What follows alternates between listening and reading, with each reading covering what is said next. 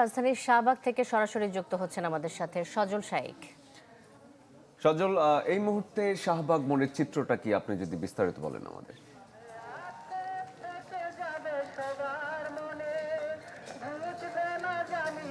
শরীফ, আজকে ৩ দিনের মতো কিন্তু শহীদ ওসমান হাদির হত্যার বিচারের দাবিতে কিন্তু এখানে লাখো জনতা জড়ো হয়েছে এবং এই স্রোত কিন্তু ক্রমশই বাড়ছে এবং আমরা দেখতে পাচ্ছি যে নানা বয়সের মানুষ এবং নানা শ্রেণী পেশার মানুষ কিন্তু এখানে এসে উপস্থিত হয়েছে। আমরা যে দৃশ্যটি দেখতে পাচ্ছি যে তারা কিন্তু এখানে গত ৩ দিন যাবৎ রাত এবং পুরো দিনটি কিন্তু অবস্থান করছেন এবং তারা যেই দাবি, সেই দাবি হচ্ছে যে যতক্ষণ পর্যন্ত না শহীদ ওসমান হাদির হত্যার বিচার যেই খুনি রয়েছে তাদেরকে গ্রেপ্তার না পর্যন্ত কিন্তু তারা এই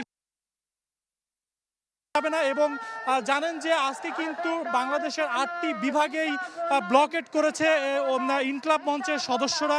নতুন এবং ফিরে আসা গ্রাহকদের জন্য নগদে চলছে ক্যাশব্যাক সহ প্রতিদিন হাজারো উপহার জেতার সুযোগ। হবে আশা আর ফেরা সারপ্রাইজ সেরা।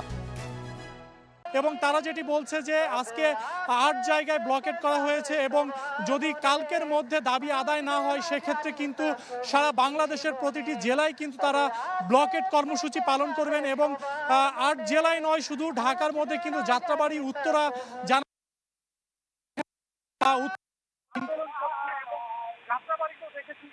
কিন্তু তারা একই দাবিতে আন্দোলন করছে এবং যাত্রাবাড়িতেও দেখেছি যে আমরা একই দাবিতে কিন্তু যাত্রাবাড়ির ইনকলাব মঞ্চের যেই সদস্যরা রয়েছে তারাও কিন্তু সেখানে আন্দোলন করছে। এবং আমি আরেকটি বিষয় বলে রাখি যে ইনকলাব মঞ্চের যেই আন্দোলনকারীরা তারা কিন্তু গত শুক্রবার দিন জুমার নামাজের পরে এখানে এসে অবস্থান নেয় এবং জুমার নামাজের পরে কিন্তু তারা ঘোষণা দেয় যতক্ষণ পর্যন্ত না ওসমান হাদির হত্যাকারীদের গ্রেপ্তার না করা হবে ততক্ষণ পর্যন্ত তারা এই রাজপথ ছেড়ে যাবে না এবং সেই অব্যাহত রয়েছে সেই দাবি।